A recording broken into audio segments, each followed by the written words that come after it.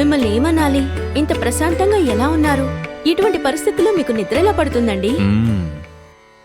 నేను కళ్ళు మూసుకున్నా జరిగేదంతా నాకు తెలుస్తుంది అని నువ్వు గ్రహించలేకపోయావా?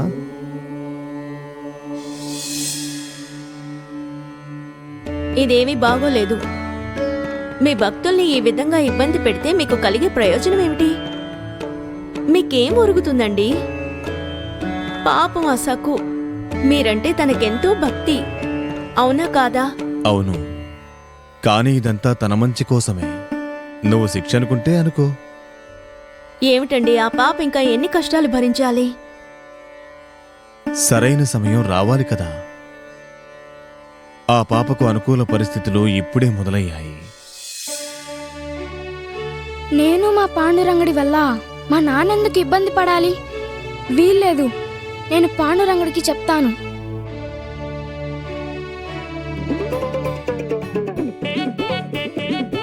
ఓయ్ పిల్ల, ఒక్క నిమిషం. నువ్వెందుకు నా వెనకే వస్తున్నావు? ఇదిగో, ఇది నీ ఇల్లేం కాదు. నువ్వు దారి తప్పిపోతావని తోడుగా నీ వెనకే వస్తున్నాను. నాకే నువ్వు తోడుగా రావక్కర్లేదు, నేను వెళ్ళగలను. ఆగు పిల్ల, నిన్నే. మళ్ళీ ఏంటి? ఎందుకంత విసుగు? ఒక్కసారి నన్ను చూడు. నేను ఈరోజు నా బట్టలే తొడుక్కున్నాను. ఇంకా నీకెందుకు నా మీద కోపం? నీకు ముసలమ్మ మీద ఉన్న కోపం నా మీద ఎందుకు చూపిస్తున్నావు? మీ నాన్న బట్టలు వేసుకోమని తనే నాకు ఇచ్చింది. నేనేం చేయగలను చెప్పు? ఇలా చూడు, నా చీర కొంగులాగా నా వెనకే వస్తే నాకు అస్సలు నచ్చదు, సరేనా?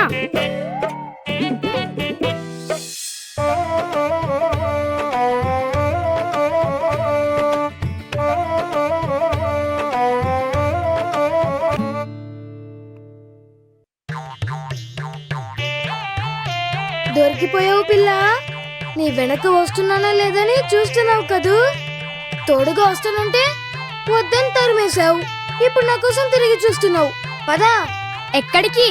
నువ్వు ఇక్కడి నుంచి కదలకూడదు. నేను వైద్యుడి దగ్గరికి వెళ్తున్నాను. ఓయ్ పిల్ల, ఏం వెతుకుతున్నావు? అరే చెప్పు, ఏం వెతుకుతున్నావు? మాట్లాడకు.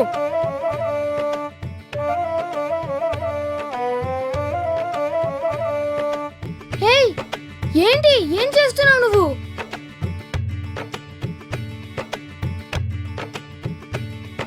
హా, ఇక్కడ నుంచి నువ్వు కదలకూడదు.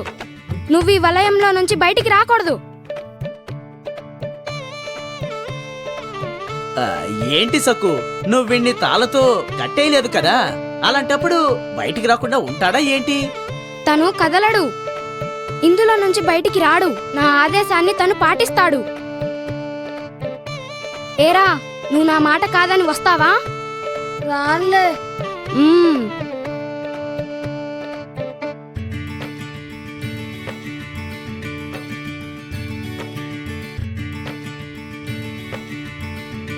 ఏయ్, ఏంటలా గుడ్లప్పగించి చూస్తున్నావు? ఆ పాప వెళ్ళిపోయింది కదా, బయటికి వచ్చేయి. నేను రాను. అమ్మాయి చెప్పింది వినలేదా?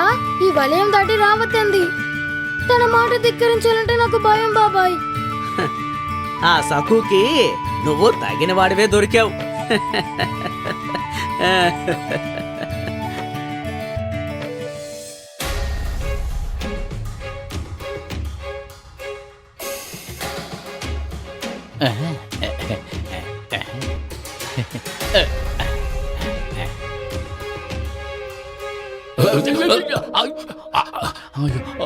రే దాము, ఎందుకు నా మీద పడ్డావు? అసలు నీకేం కావాలి? నోర్మయ్. అది మీరే అన్నారు కదా అయ్యగారు. ఏమన్నాను? ఇవాళ సాయంత్రం శివప్పని ఊరేగించాలి అని. అందుకే నేను విశ్రాంతి తీసుకుంటాను అంటున్నా. విశ్రాంత? ఒరే పనికి మాలిన మూర్ఖుడా, నేనన్నది నిన్నే. విశ్రాంతి తీసుకోవలసింది నువ్వు కాదు, నేను. నువ్వు చేయాల్సిన పనులు చాలా ఉన్నాయి. ఇవాళ వాడిని ఊరేగించాలని నిర్ణయించుకున్నాం కదా, నువ్వు దాని మీద దృష్టి పెట్టు. నేను చెప్పేది ఏంటంటే అయ్యగారు, హరిని పంపిస్తే బాగుంటుంది. మతిపోయిందా తెక్కగా వాగుతున్నావు? నువ్వు అసలు స్పృహలో ఉండే మాట్లాడుతున్నావా? నువ్వు ఆ మహాజన్ని కనిపెట్టి ఉండు, వాడు అతిగా చేస్తున్నాడు. అవునయ్య గారు, మహాజన్ కదా, 12 ఓళ్ళ నీళ్లు తాగుతున్నాడు. నన్ను తక్కువగా అంచనా వేస్తున్నావా? ఆ, అంటే నేను తక్కువ అంటున్నావా లేక ఎక్కువ అంటున్నావా? చూడు, ఆ మహాజన్ మీద ఒక కన్నేసి ఉంచు. అంటే ఈ రహస్యం బయటికి పొక్కిందే అనుకో, ఇక నీ కథ ముగిసిపోయినట్టే దాము.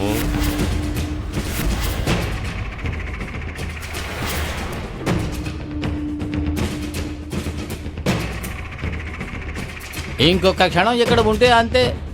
చేసుకున్న వాడికి చేసుకున్నంత మహాదేవా అని అంటారు. చెప్పింది చేయాలి. ఈ మందు తీసుకోండి, తగ్గిపోతుంది. అలాగేనండి. ఉమ్.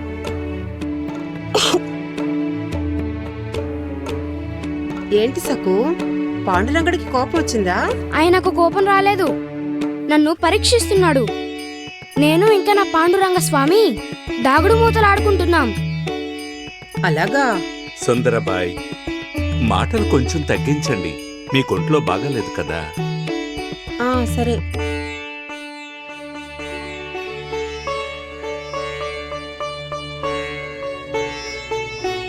సక్కు, నువ్వెందుకిలా దిగులు పడుతున్నావు?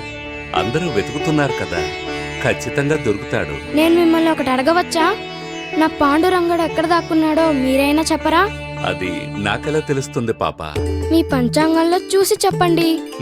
మొన్న ఆ మధ్య వాసంతి పిన్ని ఆవు తప్పిపోయినప్పుడు నేను వాసంతి పిన్ని మీ దగ్గరికే వచ్చాం. అప్పుడు మీరు సక్కు, అది వేరు, ఇది వేరు. ఎవరైనా పంచాంగం చూసి దేవుడెక్కడున్నాడో చెప్పగలరా? మీరు చెప్పగలుగుతారు, చెప్పండి. మీరు పెద్దవారు కదా, మీకు తెలిసింది చెప్పండి. సరే చెప్తాను. నాకిలాంటి పరిస్థితి వస్తే నేను పని చేస్తాను, ఆ తర్వాత ఫలితం దొరుకుతుంది. అవునా? అదేంటో నాకు చెప్పండి. నా దగ్గర మౌళి జ్ఞానేశ్వరి ఉంది. పవిత్ర పురాణ గాథలున్నాయి. అన్ని ప్రశ్నలకు సమాధానాలు అందులో ఖచ్చితంగా ఉంటాయి. అవునా? నిజం. నేనేం చేస్తానంటే గ్రంథాన్ని తెరుస్తాను, కళ్ళు మూసుకొని అందులోంచి ఓ పత్రాన్ని తెరుస్తాను. దాని మీద ఏం రాస్తుందో చదువుతాను. అంతే, నాకు సమాధానం దొరికినట్టే. మహాసాధువు చౌకబా నాకు దారి చూపిస్తాడు. మరైతే మీరు ఆయనకు చెప్పండి, సఖికి కూడా దారి చూపించండి అని. అలాగే.